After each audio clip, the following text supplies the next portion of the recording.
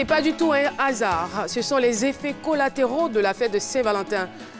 Ça veut tout simplement dire que les choses se sont bien passées. Et voilà, nous sommes très très heureux de vous retrouver aujourd'hui, chers téléspectateurs. Eh bien, aujourd'hui, on parlera musique, on parlera blues. Je vous invite à vous apprêter parce que ça va tout simplement chauffer. Merci de recevoir notre équipe du jour. Aloussène Sidibé, notre charmeur. Aloussène, tout va bien, je suppose? À vous, je ne vais pas poser la question parce que j'estime que vous êtes beaucoup trop jeune. Voilà, je ne vais pas vous demander si ça s'est très bien passé ou pas.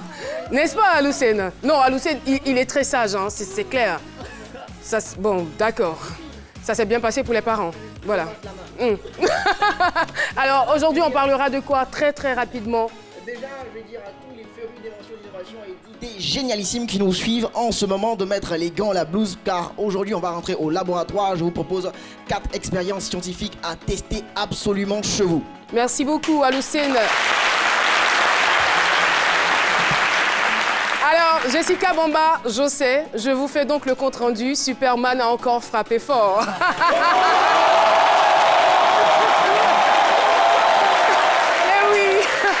J'ai honte. Alors, comme Caroline a dit, on se remet un tout petit peu de l'émission d'hier, une émission riche en émotions et un débrief comme vous n'avez pas pu le voir encore sur l'émission de la spéciale Saint-Valentin. Attention, hein. Je vous ai à l'œil. Philo, la mine n'est pas très rassurante ce matin. Non, ça...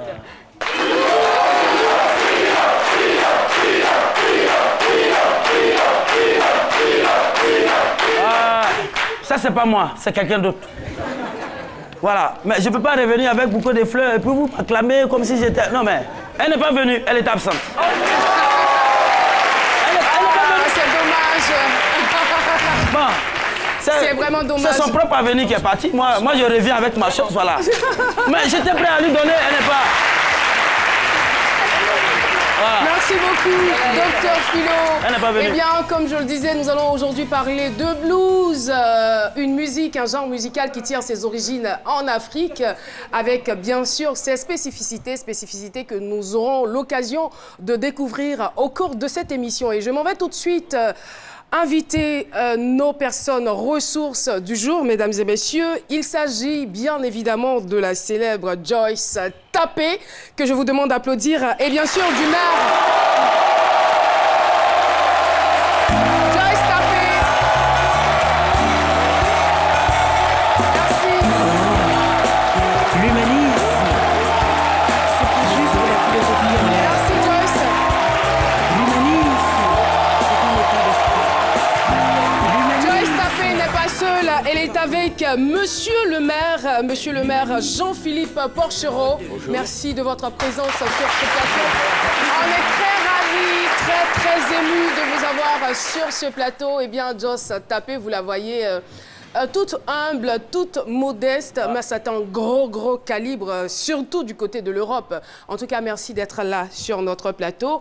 Et le thème, je vous le communique tout de suite et maintenant. Joyce Tapé, Jean-Philippe Porchereau, nous partageons notre passion pour le blues avec les enfants. Docteur Philo, qu'en pensez-vous? Alors, on vous retrouve tout de suite.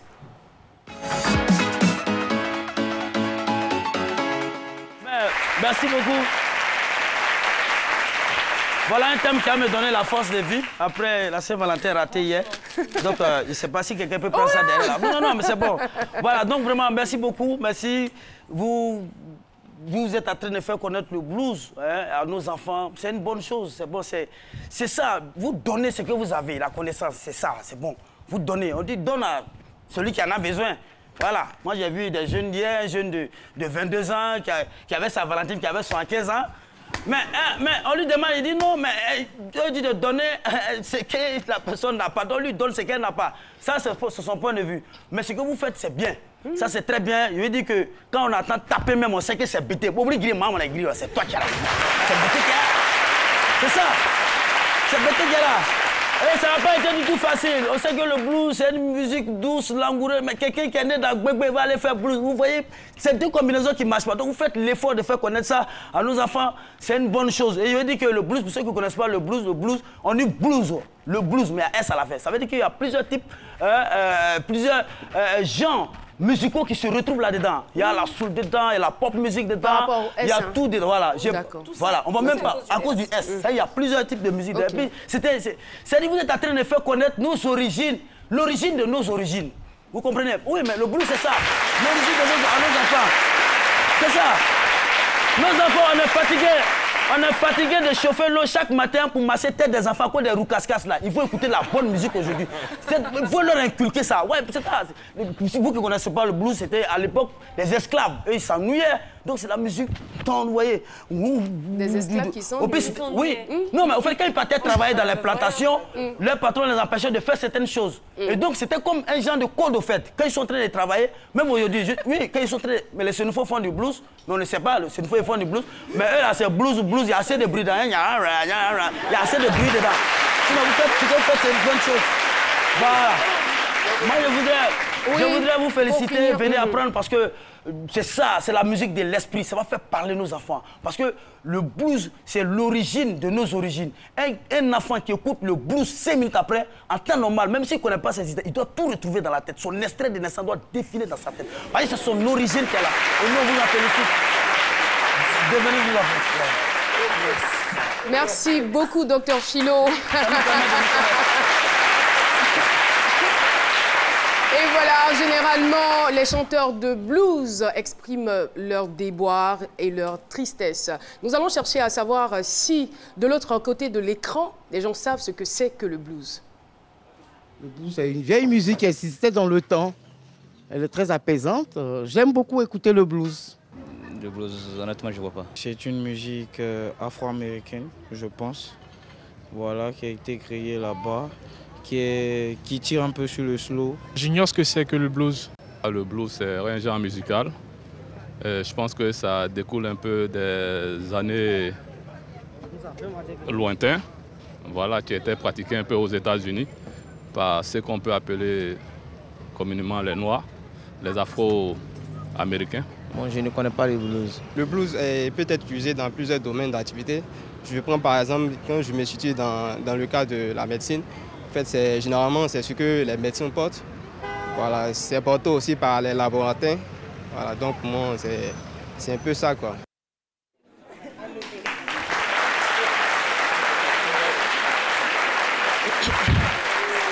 Voilà, on ne se moque pas, il y a forcément eu une confusion, voilà. Il a confondu le blues et la blues, voilà. Alors, c'est pas bien grave. En tout cas, Joyce Tapé, il faut dire qu'elle est auteure, compositeur, interprète et bassiste ivoirienne. Elle fait du blues africain, elle a à son actif 3 albums. Et le 4e, il est en préparation. On l'aura très, très bientôt. Et Jean-Philippe Porchereau, lui, il est le maire de Doisieux, voilà, programmateur de All Blues Club. Il accompagne Joyce Tapé à titre de représentant de l'association Benkadi Joie Production. Alors, tout de suite, étant donné que je suis une femme, je vais donc donner la parole d'abord à l'homme. Bienvenue encore à vous sur ce plateau. Alors, Jean-Philippe Doisieux, vous êtes maire, on va dire, d'un village Doisieux. Nous ne connaissons pas très bien ce village de la France. Alors, en tant que maire, en tant que premier administrateur donc, de la ville, que pouvez-vous nous dire, que pouvez-vous dire de cette ville, de sorte à nous donner envie d'y aller? D'abord, merci de nous accueillir. Je vous en prie. Alors, le village de Doisieux, effectivement, oui, c'est un petit village rural de 850 habitants qui est situé dans un cadre majestueux qui est le parc naturel régional du Pilat, qui s'élève jusqu'à 1400 mètres d'altitude. C'est un village donc de moyenne montagne. C'est un village qui a ses origines qui datent du XIIe, XIIIe siècle. C'est un village qui a encore des vestiges de l'époque médiévale, dont une tour carrée qui était d'ailleurs l'ancienne mairie du village. C'est un village qui est reconnu pour ses activités sportives, telles le VTT, le canoë-kayak, la randonnée, l'escalade. Donc chaque sportif peut y trouver son compte. Et il est également reconnu pour sa gastronomie. Ah, ça m'attire. Jessica qui scintille déjà. Oui, absolument. Est-ce qu'ils sont hospitaliers, les villageois de Doisieux? Oui, les villageois de Doisieux sont très hospitaliers. Bien sûr, il faut faire le premier pas vers eux. D'accord. Ne pas arriver en pays conquis, comme partout d'ailleurs. Et ensuite, ils vous ouvrent grand leur cœur. Alors, les mères musiciens, ça ne court pas les rues. Comment est-ce que votre passion, la passion de la musique est née chez vous? Alors, la passion de la musique est née depuis tout jeune, en fait. Bon, je jouais un peu de musique chez moi quand j'étais enfant. Et puis, mon premier contact avec le blues, c'est lors d'un concert, lorsque j'avais à peu près 17 ans, 16 ans. J'ai rencontré Memphis Slim, le pianiste de blues afro-américain, lors d'une tournée dans ma ville. Et à partir de ce moment-là, j'ai commencé à écouter du blues parallèlement à la musique pop que j'écoutais à l'époque dans les années 70. Alors, je vais m'adresser à présent à Joyce Tapé. Joyce Tapé, qui est née d'un père ivoirien, ancien combattant français, d'une mère griotte. On comprend donc votre détermination et aussi votre passion pour la musique. Dans les années 2000, vous allez en France. Quelles sont les raisons qui vous amènent en France? Est-ce pour la musique ou pour d'autres choses? On veut le savoir. Bonjour et merci de nous inviter. Dans les années 2000, je vais en France parce que je finis les études du coup aux Beaux-Arts et j'avais fait un documentaire sur le cri du cœur du paysan ivoirien sur la culture du cacao. Intéressant. Donc c'était pour montrer aux consommateurs européens la difficulté qui était liée à la culture du cacao, donc depuis le défrichage jusqu'à l'exportation des fèves, quoi. Et c'était bien parce que il y a pas mal de journaux intéressants en France qui se sont intéressés à ce documentaire de 50 photos, dont j'ai dû sillonner quand même à peu près toutes les zones productrices de fèves de cacao en Côte d'Ivoire pour ce documentaire. Voilà. Et après, vous allez abandonner ces activités parce que la photographie, je veux dire, la musique m'a rattrapée par rapport à ma mère qui était griot. Mais moi, je dis griotte parce que c'est une femme. C'est cela. Voilà. Et ça m'a rattrapée. Et puis, j'avais vraiment envie de transmettre les messages. Et vous n'avez vraiment pas eu envie de résister, hein? C'était plus fort que vous? Plus fort que moi, franchement. Parce Cacao, photographie, à côté de la musique qui bouillonne dans le sang. Si, parce que toujours, c'est un engagement qui m'a emmené, par exemple, à faire le documentaire sur la culture du cacao. Et j'arrive en France, dans les téléphones portables, il y a des appareils photos. Et puis, j'avais essayé de faire un documentaire sur la culture de la vigne. Donc, pour faire du raisin, le vin, tout ça, à Blaye, au premier côte de Blaye. Je suis venue en Afrique pour faire quelques expos. Et finalement, je pense que dans la musique, l'engagement et le message que j'ai apporté par rapport au peuple, c'était encore plus intéressant que la photographie. Alors, vous décidez... Vous décidez donc de vous professionnaliser dans la musique. Pourquoi l'option du blues? Parce que le blues, c'est ce qu'elle fait ma mère. C'est ce qu'elle faisait, parce qu'elle n'est plus ma mère. Donc c'est ce qu'elle faisait ma mère. Le blues s'assimile donc, on va dire, au chant du griot? Le griot, c'est généralement un musicien, joueur de kora, joueur de balafon, de percussion, ou encore un conteur. Donc, pour moi, je dis toujours, c'est un philosophe, c'est des philosophes qui accompagnent leur peuple durant toute leur existence dans les villages. Donc, il y a tellement de messages poignants dans cette musique, dans cette culture. Et dans mes recherches personnelles, quand on dit blues, c'est connotation américaine. Mais le blues, il est africain avant d'être américain. Avec l'accent qui va avec. N'est-ce pas?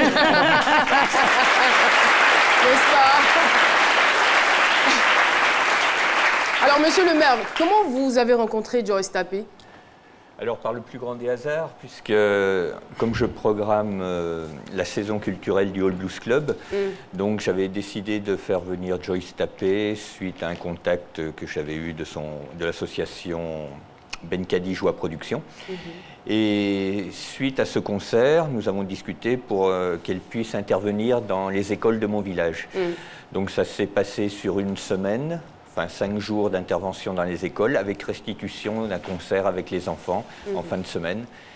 Et tout ceci était dans le cadre d'une semaine sur le vivre ensemble. Donc c'était pour apprendre aux enfants de notre village à s'ouvrir à d'autres cultures. Et devant le succès de cette manifestation, donc, nous sommes restés en contact, nous sommes restés amis. Et elle m'a proposé de l'accompagner en Côte d'Ivoire pour me montrer ce qu'elle faisait également dans les écoles de Côte d'Ivoire, et d'Abidjan en particulier. Joyce Tapé a un talent fou, un talent exceptionnel. Malheureusement, elle n'est pas très connue dans son propre pays. Du côté de la France, c'est vrai, on la connaît bien, mais ici, un peu méconnue quand même. Qu'est-ce que vous pouvez dire aux téléspectateurs qui la découvrent peut-être? Alors c'est vrai que bon, personne n'est prophète dans son pays, on va dire.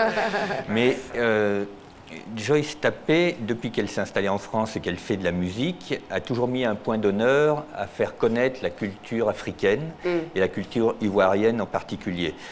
Et ça, c'est tout à son honneur. Et donc...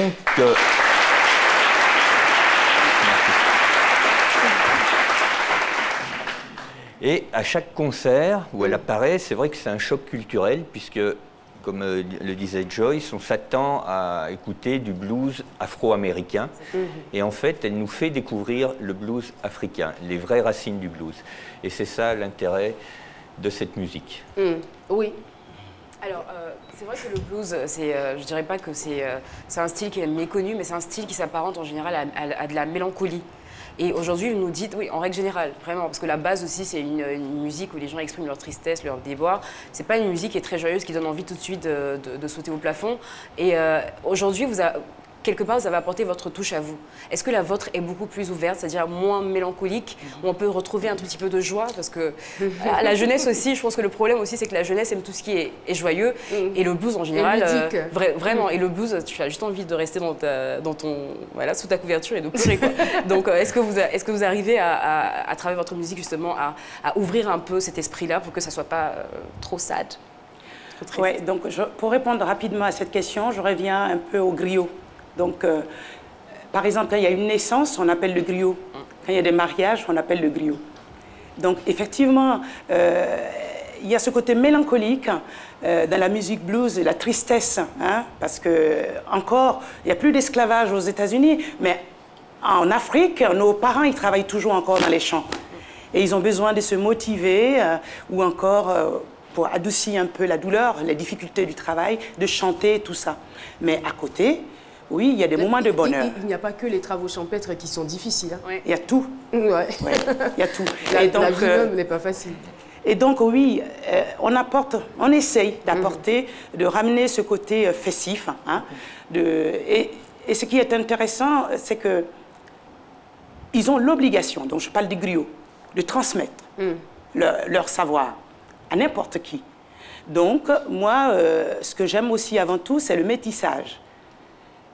Briser les barrières, briser les frontières et transmettre cette culture à tout le monde. Donc, sur scène, je suis avec des Français et ça peut sonner, hein, ça sonne, mais ça sonne grave. Je peux imaginer. Alors, justement, pour revenir à la question de Jessica, qui voulait savoir si votre blues, votre façon de pratiquer le blues a une particularité ou une façon de pouvoir intéresser les plus jeunes. Je ne sais pas si vous avez trouvé le filon parce que aujourd'hui, vous avez fait le choix de transmettre cette musique aux plus jeunes. Pourquoi ce choix et comment faites-vous pour les appâter? Je prends juste l'exemple de l'Europe. Quand j'arrive, ils marchent sur des œufs. Et quand je pars, ils pleurent. Parce que je viens avec un sac rempli d'affaires. Et je leur distribue ça. Par les compositions, des mélodies. On en a tellement de mélodies ici chez nous. On peut en les avoir rythmes. Quelques-unes.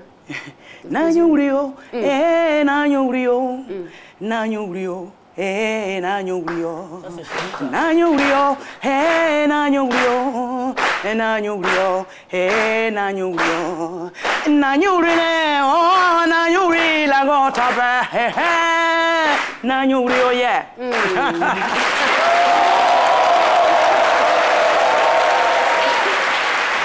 Et vous ne chantez pas seulement qu'en BT. Ah ouais, j'adore les langues ivoiriennes et les langues africaines. Elle est polyglotte, notre invitée. Ah ouais. Ouais, en malinké, ça donne quoi? En malinké, nanyuri, ça veut dire nkunguro, c'est non, je veux dire que si vous chantez, par exemple, si vous faites du blues, chantez en malinké. Je dis... Mbara chama chana kana senya tugu kono Aminata nterimuso ani sogoma Aminata ala yinyemanse ala yinyemanse Abefo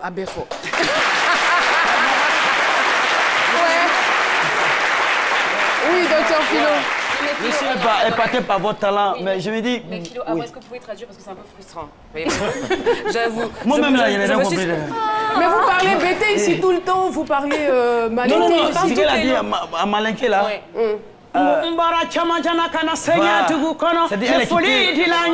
Voilà, elle le vient de très loin. C'est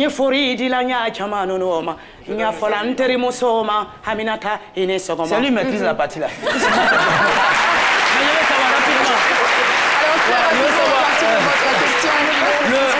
Le premier contact, je meurs de curiosité avec les enfants de la ville de Doisieux. Voilà. D'oiseau, pardon. Doisieux, pardon. Yeux, pense aux yeux, pense aux yeux. Doisieux. Ma chère, cherchez-moi. Doisieux, donc je veux savoir, est-ce que le premier contact, ça a été comment? Comment est-ce que ça s'est passé? Parce que vous allez apprendre les béabas d'abord, blues aux enfants. Donc elle a parlé de tristesse et tout ça. Est-ce que vous voulez inculquer ces enfants-là le fait que nous, les Africains, on a eu une histoire triste? Est-ce que vous allez leur enseigner cette tristesse-là encore? Quand j'arrive, je montre un diaporama de mon village. Un diaporama photographique. Donc, quand on est au champ, où les mamans sont en train de piler, ou encore quand on balaie, ou les champs des cacao, des bananiers, tout ça. Donc, ils s'imprègnent avec le documentaire. Et après, ils posent des questions. C'est ce qu'ils ont vu. Qu'est-ce qu'on mange en Côte d'Ivoire, par exemple? Donc, je leur parle de la loco, du banane plantain. Je leur parle du foutou banane. Et après, oui, pour parler de la tristesse, tout ça, ou même de la différence, tout simplement. Parce que quand j'arrive, c'est tous les niveaux. Les plus petits, ils disent « Ah, elle est noire !» Pas si noir que ça, quand même. Merci beaucoup, Joyce Taffé. Eh bien, nous allons poursuivre cet échange avec vous, mais nous avons quelques exigences au niveau de la pub. On se retrouve. Abonnez Move. Réidentifiez votre numéro avant le 15 mars 2018 et recevez automatiquement 5 000 francs de bonus valables 7 jours. Tapez étoile 338 dièse pour vérifier le statut de votre numéro et rendez-vous dans toutes les agences et points d'identification les plus proches pour vous mettre en règle. Profitez.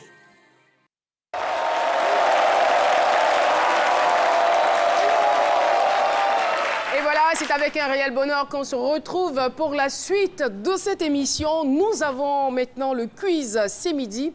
Quel chroniqueur anime la rubrique C'est Midi Club? Réponse A, Jessica Bamba. Réponse B, Jean-Michel Aunin. Envoie A ou B au 98 133 pour tenter de gagner 100 000 francs chaque semaine. Les gagnants de la semaine dernière seront donc désignés en fin de journée. Voilà, Joyce Taffé et Porchero, c'est comme ça. Nous, chaque semaine, on essaie de faire gagner des personnes, de l'argent à des personnes, 200 000 francs. En ces temps qui courent, c'est vraiment pas rien. Et voilà, nous allons donc revenir à vous pour ceux qui nous prêtent en marche. Eh bien, deux destins se sont rencontrés, liés par la passion de la musique. L'une est professionnelle et l'autre, voilà, c'est son passe-temps, c'est la musique. Mais il est maire du village d'Oisieux, un village de la France. Un village à peu près de 856 personnes, c'est bien cela. Il m'a dit qu'ils sont hospitaliers, la gastronomie là-bas est superbe.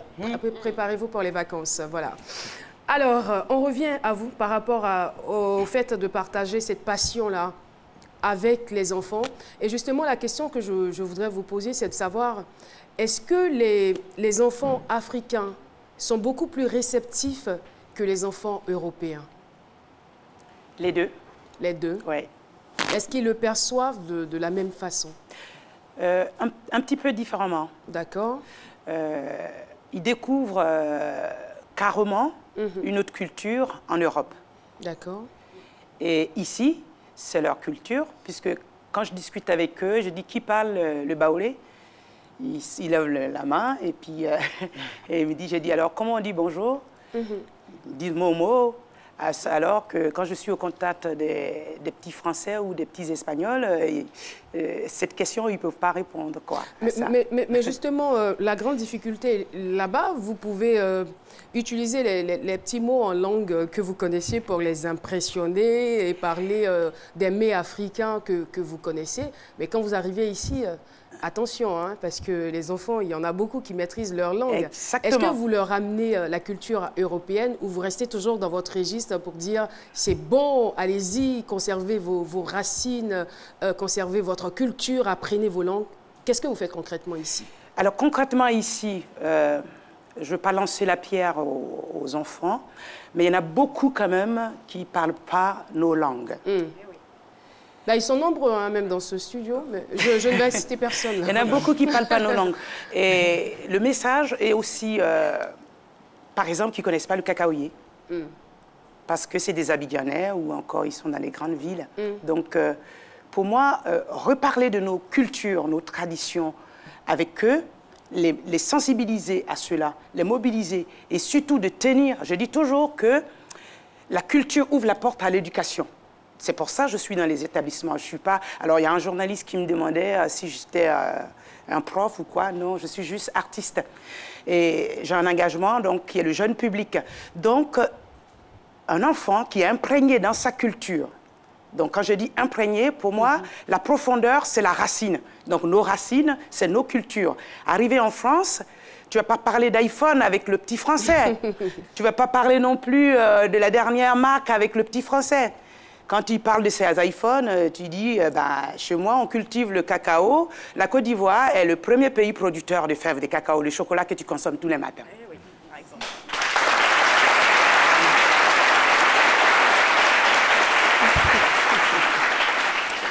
Et là, ils font, ah, donc c'est de là-bas, ça vient, ouais. Donc ici, je les encourage à cela, à s'intéresser, à partir au village, à discuter avec les grands-parents. C'est pas compliqué pour apprendre nos langues, tout et tout. Et de manger nos mets traditionnels. Et puis de continuer aussi à apprendre beaucoup de choses, toujours sur nos cultures, quoi. Il faut dire que dans votre parcours, vous avez quand même rencontré de grands noms de la musique. Je cite entre autres Toumani Diabaté, Alpha Blondy, Aldebert, qui fait du blues aussi en France, Boubacar Kanté, et beaucoup de blueseurs américains. Qu'est-ce que cela a changé ou qu'est-ce que cela vous a véritablement apporté dans votre carrière? Ce que ça m'apporte, c'est de rester toujours dans le registre de l'échange et d'apporter à l'autre ce qu'il ne sait pas, par exemple, du blues africain. Ou même encore de fusionner ou encore de collaborer. Avec Boubacar Traoré, c'était une collaboration sur Niman. Et là, en Côte d'Ivoire, ce n'est pas que de parler de nos cultures dans les écoles, mais c'est aussi tendre la main à nos jeunes gens, parce qu'il y a des super musiciens en Côte d'Ivoire. Donc aujourd'hui, là, je vais être accompagnée par des jeunes musiciens ivoiriens qu'on appelle les Jexis. Et la rencontre avec eux, c'est formidable, mais vraiment des super musiciens qui font du jazz. Donc le blues, le jazz, c'est le même registre. Donc le prochain album que on est en studio, là, en train de l'enregistrer, je l'enregistre avec eux. C'est aussi une façon à moi de dire, ouais, je viens parler de la culture, mais aussi, je peux être marraine des talents ivoiriens. Alors là, vous êtes en train de nous mettre l'eau à la bouche. On n'a pas d'autre choix que de vous inviter à nous jouer un petit Assamsé. Yeah. Super. C'est parti. Joyce, tapez maintenant pour vous.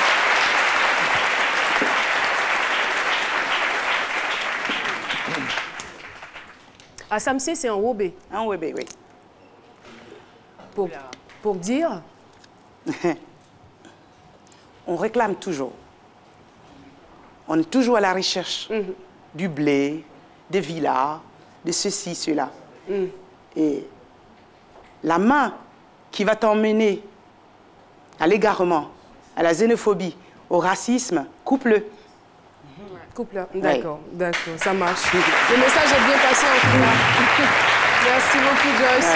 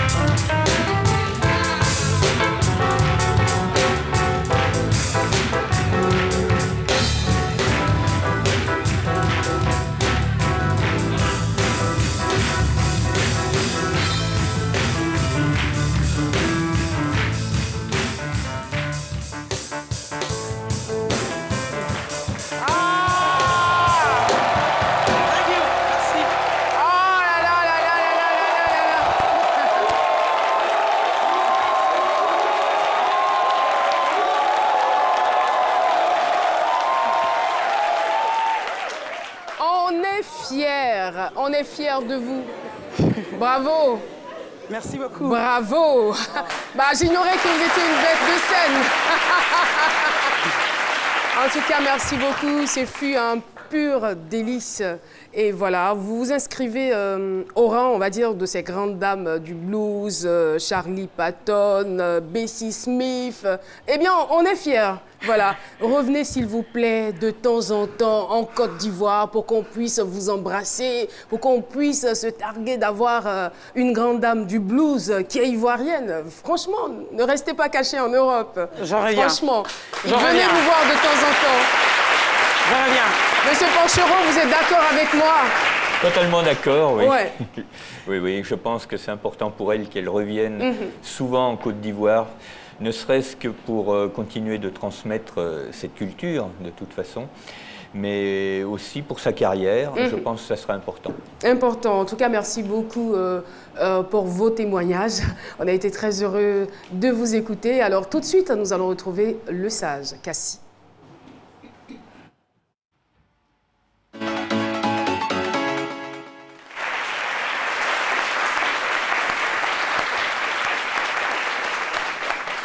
Je salue l'artiste. Monsieur le maire Akwaba. Alors, le blues, c'est ça, le blues. C'est une musique africaine ou bien une musique américaine? Des gens se posent la question. Ben, je vais essayer de donner mon avis.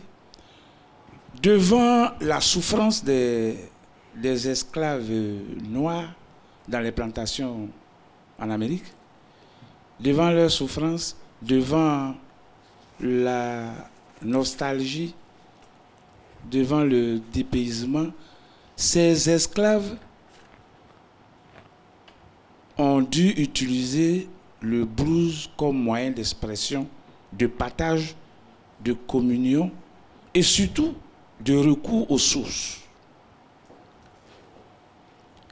Cette musique-là, donc, qui a été exprimée par les esclaves noirs, a subi plusieurs influences. De sorte qu'aujourd'hui, on a plusieurs formes de blues.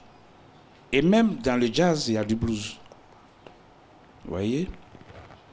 Alors, cette belle musique d'origine africaine, cette belle musique africaine, vraiment, nous sommes fiers que vous arrivez à la protéger. Merci. Très belle cette musique-là. Merci infiniment le sage Cassie pour votre intervention et merci encore à vous, merci aussi au public de C'est Midi. Et tout de suite, nous allons bifurquer et retrouver notre Jessica Bamba dans le club C'est Midi. C'est parti.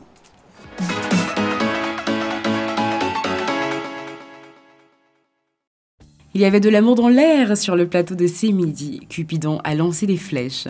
On a eu des bisous. Sur la bouche? Mais non, Zéna, sur la joue. Un bisou sur la joue.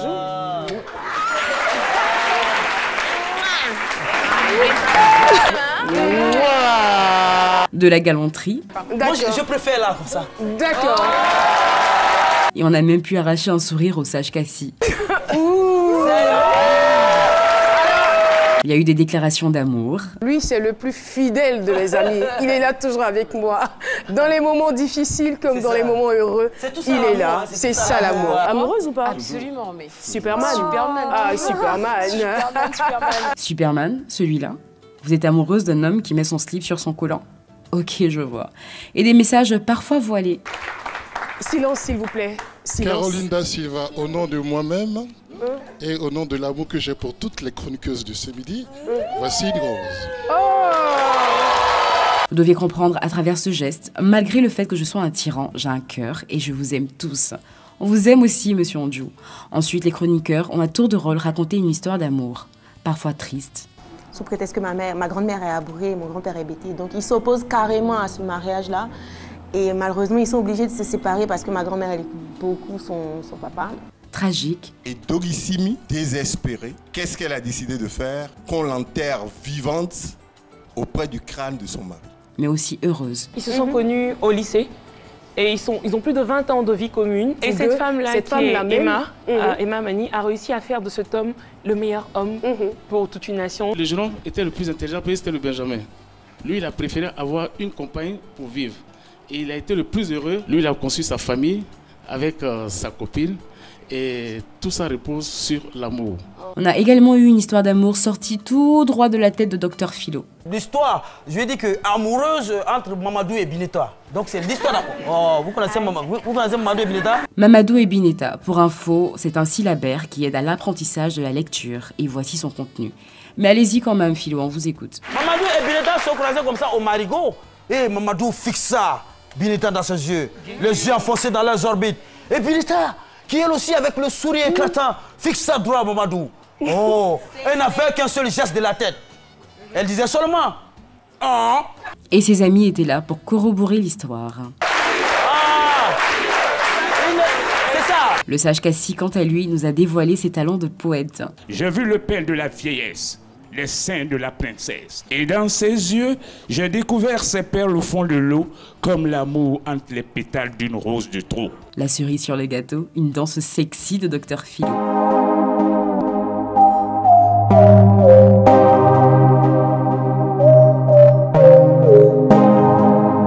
Sans commentaire.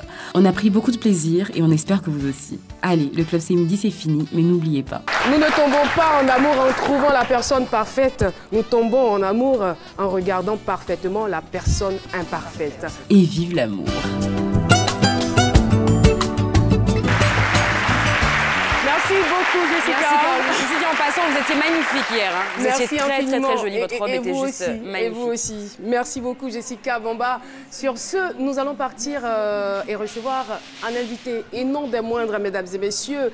Il s'agit bien sûr du président pour la France et l'Afrique francophone de la Walt Disney Company depuis maintenant 8 ans, monsieur Jean-François Camilleri est avec nous. Monsieur Jean-François Camilleri, bonjour et bienvenue sur le plateau de C'est Midi. Et voilà, ce monsieur est un grand monsieur. Eh bien, c'est lui qui a créé Disney Nature, qui a produit des films sur l'environnement Disney Nature. Ça a été la première création de ce label depuis 60 ans. C'est un exploit. Eh bien, mais l'objet pour lequel on vous reçoit aujourd'hui, c'est bien sûr Marvel Festival et l'avant-première sortie de Black Panther, l'avant-première de Black Panther, c'est bien cela. En tout cas, merci d'être présent sur ce plateau et on en parle. Le concept donc de ce festival. Nous sommes les producteurs des films Marvel, donc les films de super-héros. Il y a Iron Man, il y a Hulk, il y a Captain America, Thor, et puis il y a un personnage qui s'appelle Black Panther, qui existe depuis maintenant plus de 50 ans, parce qu'il a été créé pour les bandes dessinées, les comics Marvel au début des années 60. Et pour la première fois, il est le héros d'un film qui vient de sortir dans certains pays hier, qui sortira ici en Côte d'Ivoire vendredi, et donc demain soir, puis samedi soir, nous faisons l'avant-première de Black Panther, et à l'occasion de l'avant-première de Black Panther, on a décidé d'organiser le premier Marvel Festival d'Abidjan, c'est-à-dire que pendant 2 jours, tout samedi et tout dimanche, il va y avoir la projection de quasiment tous les films Marvel qui sont sortis depuis une dizaine d'années dans les 3 salles majestiques, donc Prima, Sococé, Ivoire, mais aussi au Palais de la Culture, où il va y avoir 1500 personnes pour l'avant-première de Black Panther samedi soir, et puis tout dimanche pour les projections. Ah, j'en connais qui vont vraiment plus faire autre chose. C'est prévu. les férus de cinéma, les férus de films. En tout cas, merci beaucoup. Je rappelle donc que les projections se feront à Majestic Ivoire, Majestic Prima, Majestic aussi Sococé et au Palais de la Culture. Donc 5 projections par jour. Voilà, 5 projections par jour dans chacune de ces salles, samedi et dimanche. Et puis demain soir, au Majestic Prima et au Majestic Sococé, il y aura l'avant-première de Black Panther, mais il y a aussi l'avant-première de Black Panther au Palais de la Culture samedi soir. Donc il va y avoir plein d'événements, il y a 20 000 places au total qui sont disponibles pour ces 3 jours. Il y a plus de 45 projections. C'est la première fois qu'il y a un festival comme ça ici. Très content parce que c'est la toute première fois qu'on fait ça. J'espère que ça ne sera pas la dernière. Et puis, et nous aussi, on est content d'accueillir un tel événement à Abidjan. Et vous savez, vous êtes un invité surprise, mais nous aimons bien faire des surprises à nos invités. Oh là là. Même aux invités surprises. Oh là là. Je vous invite à recevoir donc ce héros juste derrière. C'est un héros, un vrai.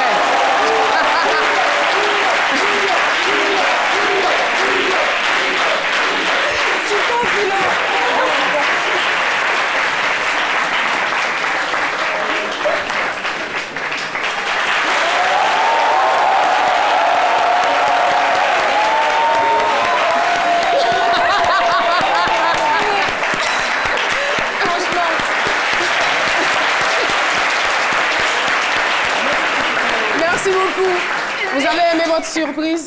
Pardon? Vous avez aimé? Adoré. Bravo, monsieur Philo. Merci beaucoup. Vous êtes monsieur Philo? Non! Non, vous êtes Spider-Man. Je suis le super-héros Akajan Fouet.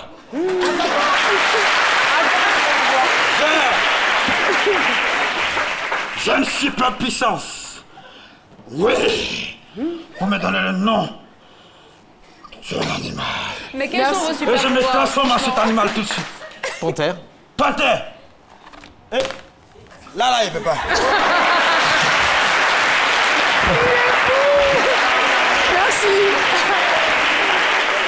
Merci beaucoup, Dr Fino. Et merci à vous, Jean-François Camilleri.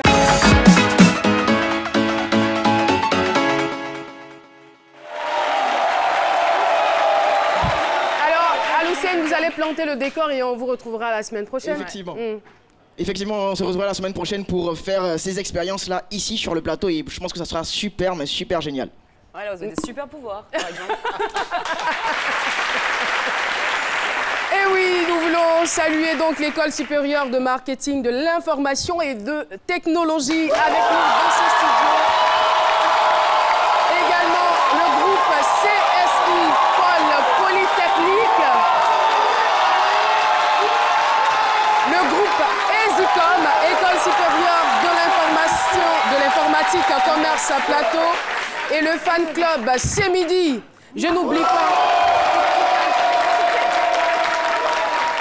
Merci en tout cas, c'est un public aussi chaleureux, Monsieur Camilleri, que nous avons dans ce studio. Et c'est tous les jours comme ça. Ils sont super contents d'être là. Et nous faisons donc plaisir à nos téléspectateurs.